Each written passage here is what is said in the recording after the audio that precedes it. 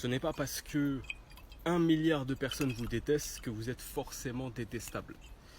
Ce que je veux dire par là, c'est que effectivement, si 1 milliard de personnes sur Terre vous détestent, on peut se remettre en question et se dire, si 1 milliard de personnes me détestent, c'est forcément que je suis détestable. C'est à moi de me remettre en question. Sauf que le truc, c'est que quand tu vis dans un monde où il y a des centaines de religions et que chaque religion pense avoir la vérité, et que si l'autre religion dit que c'est la vérité, l'autre va contredire l'autre pour dire non, ce que tu dis c'est pas réel, c'est nous qui avons raison, tu as tort, et que ça se passe avec absolument toutes les choses sur Terre, que ce soit la politique, que ce soit les idéaux, que ce soit les joueurs de foot, même les joueurs de foot, les gens arrivent à se prendre la tête sur ça. C'est Messi le plus fort, non c'est Ronaldo, non c'est ci, non c'est ça. En fait les gens, ils ont un instinct grégaire où ils cherchent toujours à être ensemble. Et pour ça, ils n'hésitent pas à faire appel à des subterfuges et à dire que voilà, toi t'es mon frère parce que si, parce que ça, pour créer des alliances, et à dire toi t'es mon ennemi, t'es mon ci, t'es mon ça, parce que tout simplement cette personne on ne l'aime pas.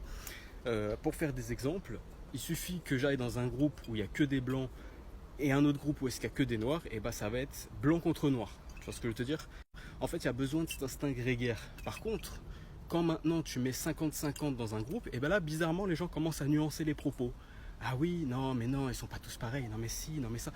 Parce que, tant qu'on n'est pas obligatoirement dans le groupe que soi-disant on déteste ou soi-disant on aime, il n'y a pas besoin de nuancer, parce que ta survie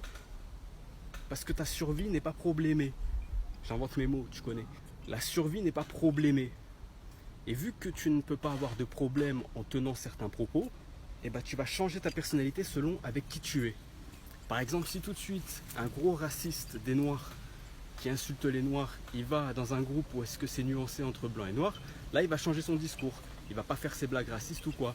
A l'inverse, un noir qui déteste les blancs et qui va faire ses discours sur les blancs, lorsqu'il va être dans un groupe 50-50 où il y a 50% de blancs, 50% de noirs, 50% de chinois, 50% de nanas, là il va arrêter ses blagues racistes.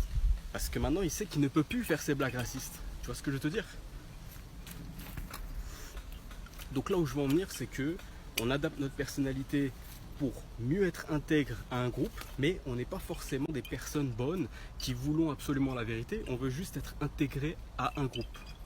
Donc pour revenir à ce que je disais, c'est pas parce que 100 personnes m'insultent en disant que mes propos c'est de la merde que c'est réellement de la merde. C'est juste que dans leur groupe, là où est-ce qu'ils sont, ils n'ont pas besoin de penser comme moi je pense. Donc forcément ils peuvent se permettre d'ouvrir leur gueule. Voilà, merci, au revoir.